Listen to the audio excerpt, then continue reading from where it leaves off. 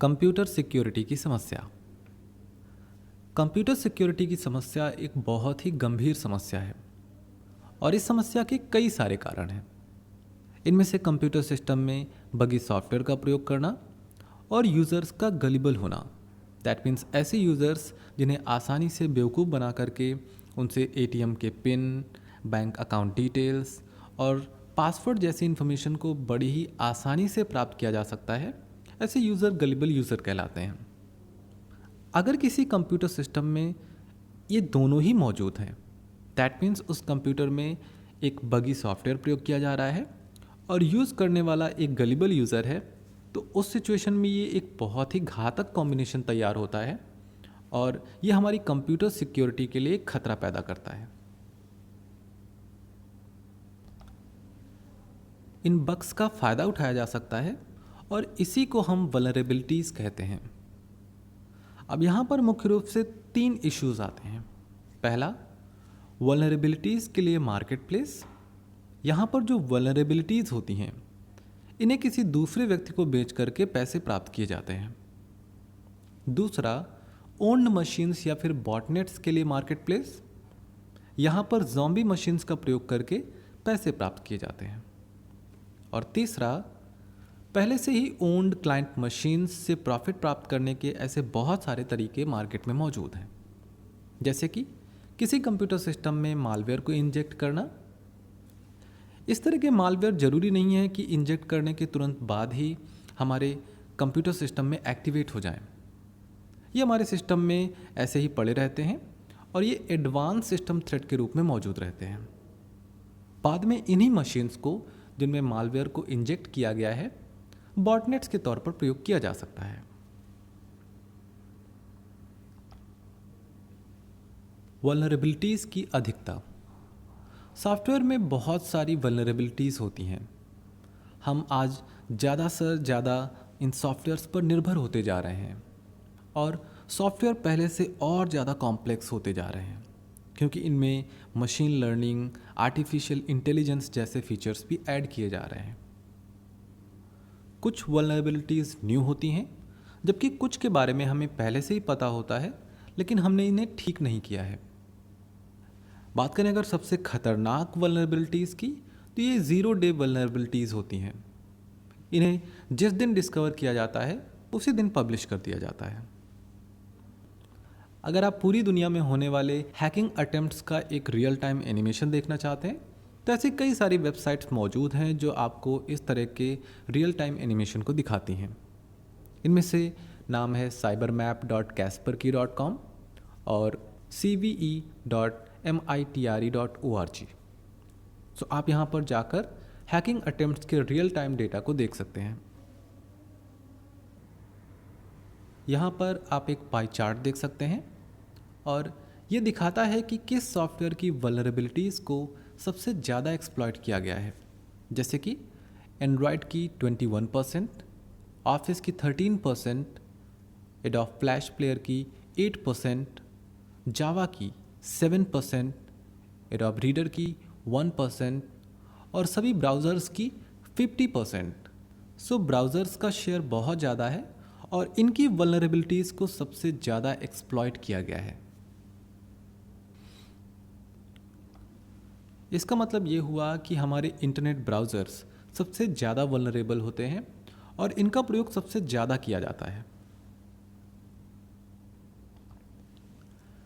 बात करते हैं दूसरे टाइप के एक्सप्लॉइट की, जो कि है रैनसमवेयर। रैनसमवेयर डिस्क को इनक्रिप्ट कर देता है और यूज़र अपने ही डेटा को एक्सेस नहीं कर पाता है।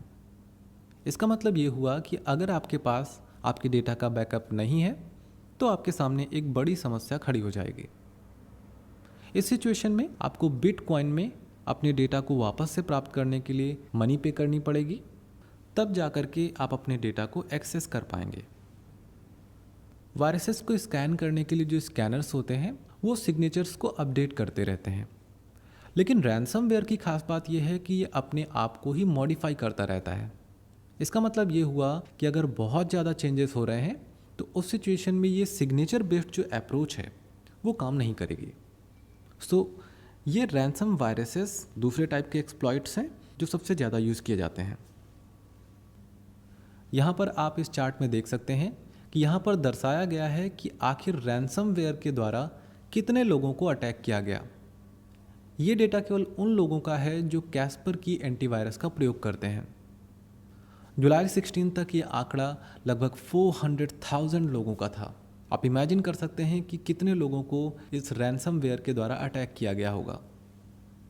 इसके साथ ही साथ ये चार्ट हमें ये भी दर्शाता है कि आखिर फाइनेंशियल रैंसमवेयर के द्वारा कितने लोगों को प्रभावित किया गया।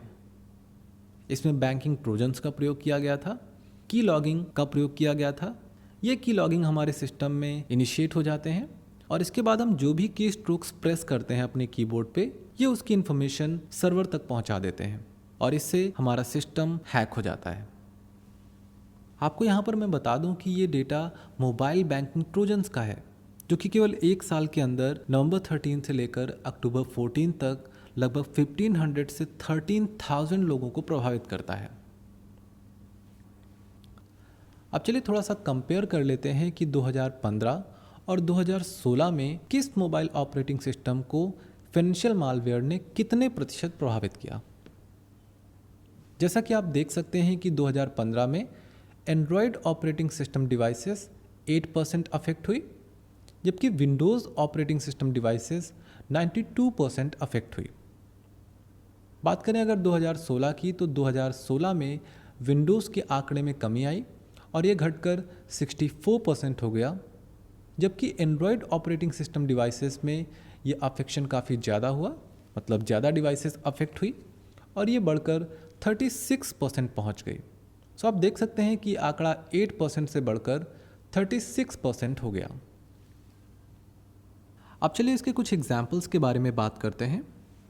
फ्रेंच इलेक्शन में कैंडिडेट्स को रियलाइज़ हुआ कि हैकिंग हो रही है और उन्होंने कई सारे ऐसे तरीके ईजाद किए जिससे कि जो वास्तविक जानकारी है वो बाहर ना जा सके।